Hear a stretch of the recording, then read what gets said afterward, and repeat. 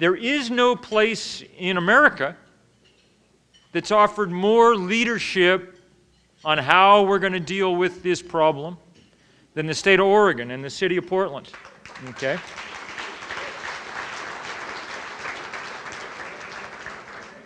But what you've managed to do here, amazing as it is, groundbreaking as it is, only just starts to point the way in the slightest, gentlest way towards the direction that we need to go. The amount of change that we need if we're going to meet anything like that target requires enormous action on the federal level and on the international level to change the price of carbon so that we begin to use throughout our world lots less in the way of fossil fuel. And the only way that that can happen is if we manage quickly to build a real and profound movement to force it to happen. Okay? And that's what I want to talk about mostly tonight. I begin this discussion of movements by saying that I am a clueless amateur in this department. This room is filled with people who are politically savvy, who know what they are doing, who are done this sort of thing forever, and I take my metaphorical hat off to you. I'm going to tell you just a couple of stories, in case there are any other clueless amateurs in the room, to allow you to sort of take heart and realize that you can play some real role in this as well. Congressman Blumenauer talked about this march that we did across Vermont a couple of years ago. And he made it sound as if it was very well planned and organized and that we knew just what we were doing. In fact, it was a kind of, I don't know quite even how to describe it. I, having written and spoken about this issue for 20 years, found myself in a state of despair about how little was being done, how really nothing in Washington had been done, how nothing around the world, how we were just getting nowhere. We were doing some good things on the state and local level, but they weren't adding up. You know, the carbon in the atmosphere was continuing to rise. Nothing was really happening. And so I said to a few of my friends in Vermont, we've got to do something. We've got to do something.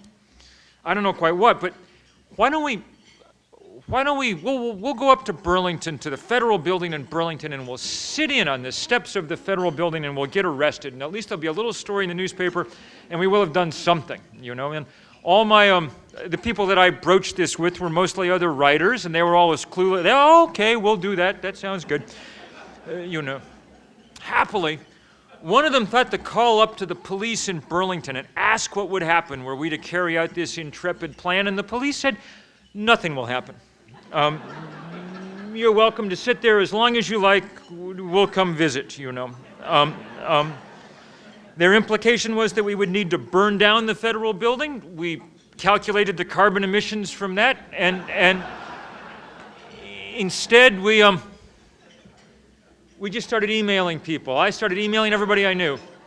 And we set off, we said, come join us. We're going to go for a walk. And a couple of weeks later, we left on this walk. We left from Robert Frost's old summer writing cabin in the Green Mountains because we liked that most cliched of all high school English class poems about the road not taken. It seemed very apropos, and so that's where we left from. And off we went.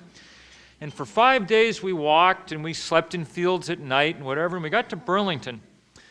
When we got to Burlington, now there were 1,000 of us walking. Now you have 1,000 friends of Oregon, and I got to tell you, the thing about Vermont is it's a small state. 1,000 people was a large, scary number of people. No one had ever seen 1,000 people together in one place before, and it was amazing. It was more than enough to get all of our candidates for federal office to come meet with us down on the shore of Lake Champlain.